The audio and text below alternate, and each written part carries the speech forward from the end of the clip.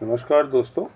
आज हम ऐसे विषय पे बात करेंगे जो अब सभी की ही जुबान पे है, चाहे वो दिल्ली में रहते हों, दिल्ली एनसीआर में या उत्तर भारत में हो।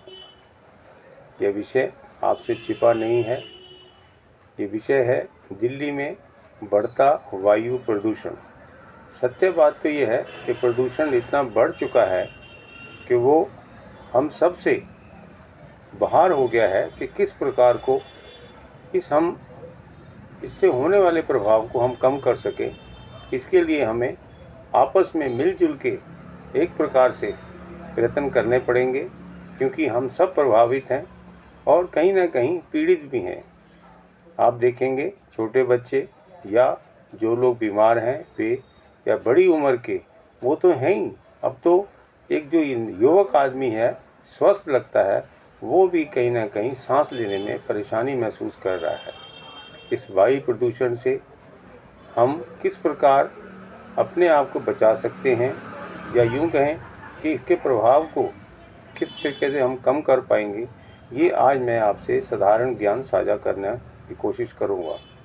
जैसा कि हम जानते हैं, हमें जीवन में सीखना चाहिए, चाहे वो किसी भी रूप में हो, चाहे वो हम किसी बड़े से सीखें या किसी देश से सीखें। जीवन परिवर्तनशील है, पर हम सीखने को वो चीज़ें सीखते हैं जो हमारे विकास में बढ़ावा दें। लेकिन हमें ये भी देखना चाहिए जिससे हमारे विकास के दौरान ऐसी मुसीबतें या अड़चनें आती हैं, उसका क्या कारण है कि हम परेशान होते हैं, पीड़ित होते हैं। आप समझेंगे आज वायु प्रदूषण इतना बढ़ चुका है जो कि अमूमन 50 तक हम उसको मान चुके हैं कि हवा की जो क्वालिटी है वो AQI जिसको हम बोलते हैं वो 50 तक ठीक कहा जाता है। लेकिन वह भी अब बढ़ के 400 तक या 450 या यूं कहें 800 तक दिल्ली में देखा गया है।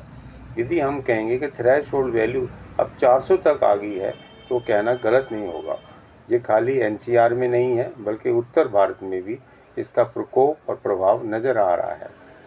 अब रही बात है सीखने की। सीखने को तो हम जापान से भी सीख सकते हैं कि जिसने सन 45 में जब उस पे एटम बम गिरे थे, तो उन्होंने उस न्यूक्लियर रेडिएशन को और उसके प्रभाव को किस प्रकार कम किया, जबकि उन्होंने साथ साथ अपना विकास भी किया। जो गैसेस निकलती थी उसका भी उन्होंने ध्यान रखा और अपने लोगों को किस प्रकार से बचाया कि आज वह ही जापान सबसे ज़्यादा विदेशों में कहीं तो सबसे आगे है।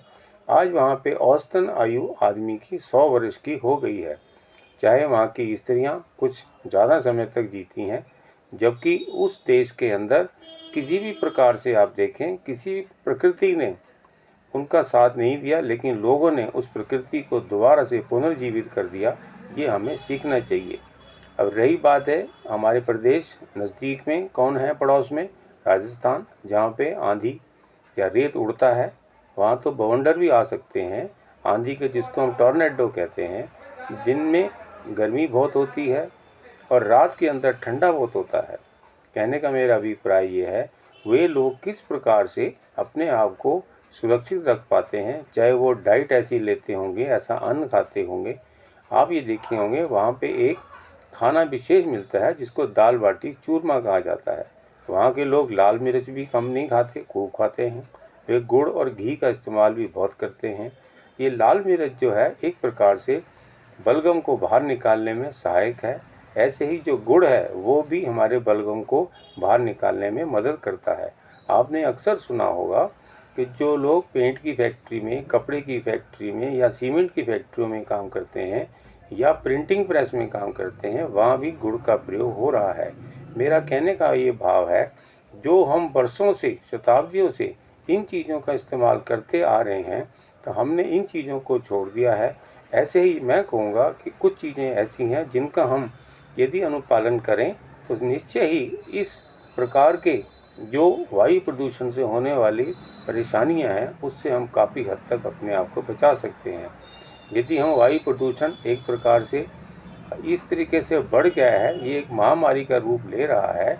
आपने पिछले दिनों जब कोविड आया था तब भी युद्ध स्तर पे आपस में मिलजुल के इसको फाइट किया, इससे लड़ाई की और काफ़ी हद तक हमने अपने को और अपने देशवासियों को बचाया। जहाँ तक बात है कि सरकारें क्या कर रही हैं, प्रशासन क्या करता है, पर हमें ये भी देखना है कि हमें क्या करना है, ये भी एक मुख्य बात है। मैं आपसे ये कहूँगा, जो चीज़ हमारे प्रकृति ने हमें दी है हम उसको बचाएं, अन्यथा जो जल है, पानी का प्रदूषण, वो भी जल्दी हो जाएगा। जिस प्रकार से आप देखेंगे कि पृथ्वी के ऊपर बहुत सारे प्रदूषण फैल रहे हैं, ऐसे ही ध्वनि प्रदूषण भी कम नहीं है, ये सब आपसे छिपा नहीं है। लेकिन आज का जो विषय है कि वायु प्रदूषण को हम कैसे कम करें, इसके लिए मैं बहुत हल्की सी या साधारण सी चीज़ें बताऊंगा जो हम अपने घर पे रह के कर सकते हैं। इसमें हमारा सहयोग एक प्रकार से सरकार की तरफ है। अब तो जो सर्वोच्च न्यायालय है उसने भी सरकारों को एक प्रकार से दंडित करने के लिए सावधानी या यूं कि सावधान किया है, ताकि वे भी कुछ ना कुछ अपने लोगों का, अपने राज्य के लोगों का या देश के लोगों का ध्यान दें, ताकि उनका स्वास्थ्य बिगड़े ना। अब आप देखिए, हम ये जानते हैं कि जब हम गाँव में रहते थे या जो लोग अभी भी गाँव में रहते हैं, उनके घरों के अंदर छत में एक प्रकार का छेद होता था, अर्थात वहाँ से जो गंदी हवा थी अपने घर की वो बाहर निकलती थी। उससे भी उनके घर में एक प्रकार से जो अंदर का टेम्परेचर या तापमान है, या यूं कहें जो तापमान गर्म होने के अलावा जो प्रदूषित हो रहा था वो भी बाहर निकलता था, यानी कि यूं कहें कि वो एग्जॉस्ट का काम करते थे।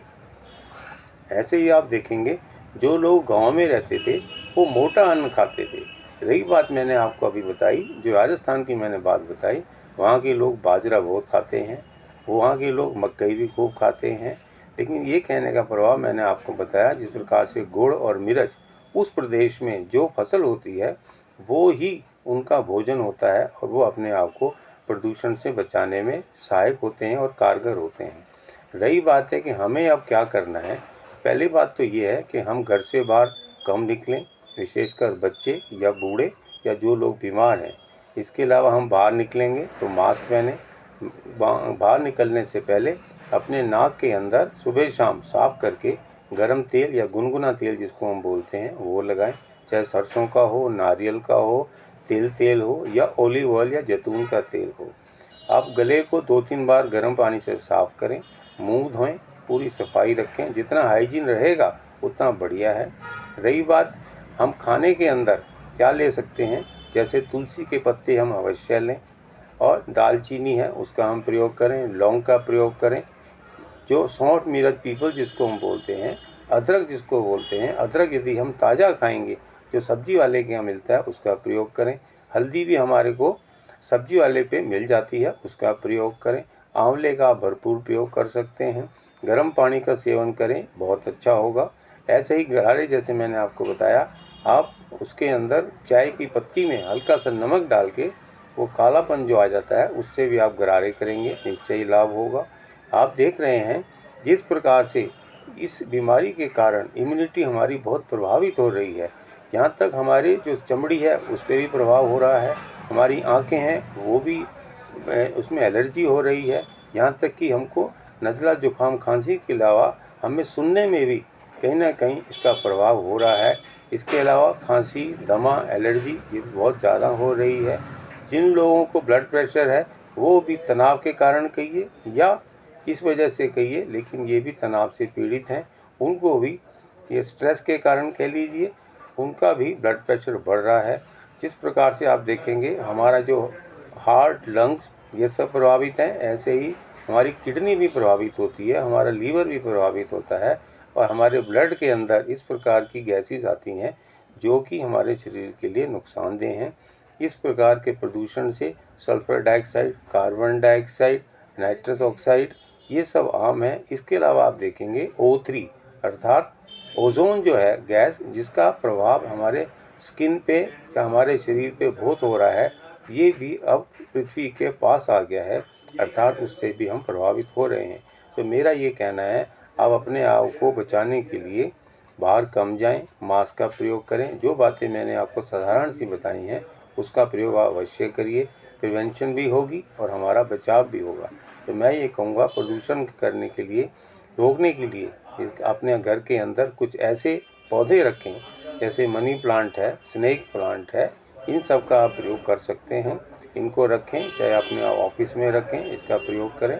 और इसके अलावा जब सुबह के टाइम में प्रदूषण कम होता है, ऑक्सीजन का स्तर में सुधार होता है, तो उस टाइम आप डीप ब्रीदिंग या प्राणायाम करें, अनुलोम विलोम करें, कपालभाति करें।